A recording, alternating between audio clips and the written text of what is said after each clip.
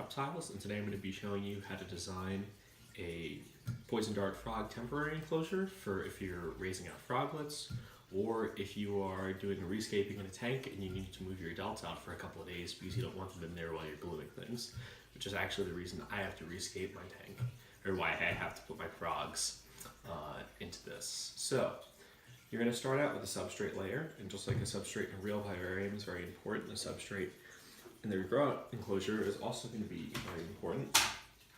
So today I'm going to be using sphagnum moss. This is what sphagnum moss looks like for those who might not be aware. And we're just going to want to get a good layer established here, maybe like ½ an inch all along the bottom.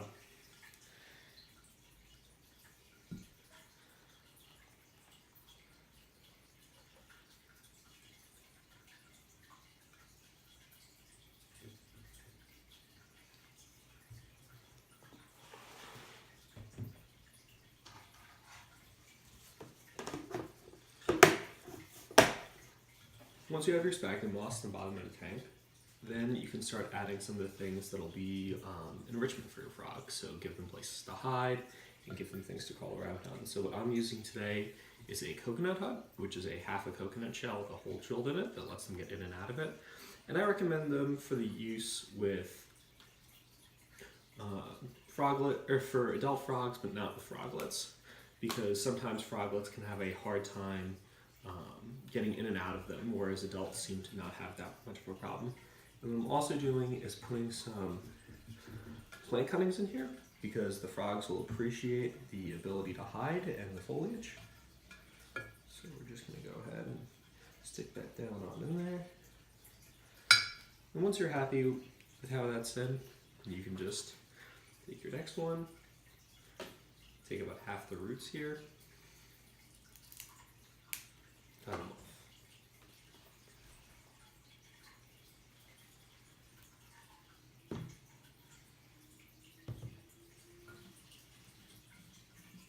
So this is probably more foliage than you would normally need for a grow-out tank, but I had these cuttings lying around, so I didn't see any good reason not to just use both of them.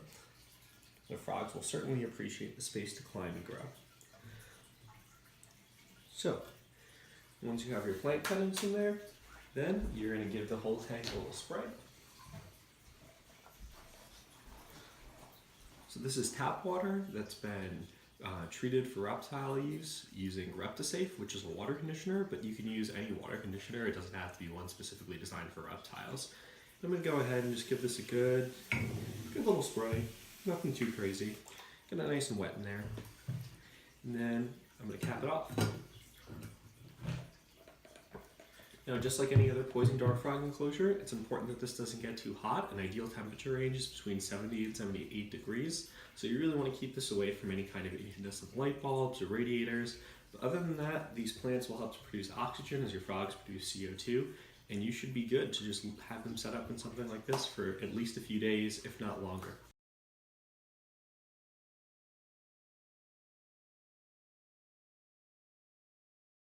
Hey guys, so we're almost ready to add the frogs to this temporary enclosure for them. As you can see, it's starting to get nice and humid in here, and you can tell that based on some of the condensation that's occurring on the side of the glass. So before we add the dart frogs, it's going to be important to add some form of cleanup crew.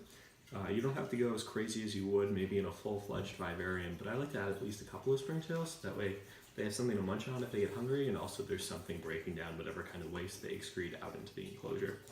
So I have a culture here. I'll hold that up so you guys can see that. And we're going to go ahead and inoculate that with a little bit of springtails.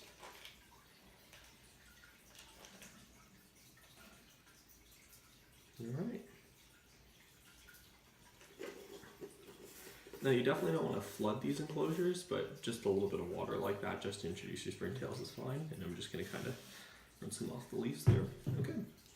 And here we have our bumblebee poison dart frogs. These are Dendrobates leucomelis. This is a probable pair, but we're still waiting for the male to call, so there's no way to know for sure yet. So I have these guys in a little holding bin, and I'm just going to go ahead and unpop the top very carefully.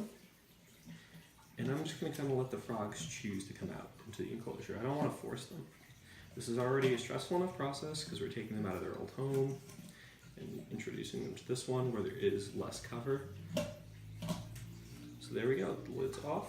And what I'm actually going to do is just set this down inside of here, close up the lid,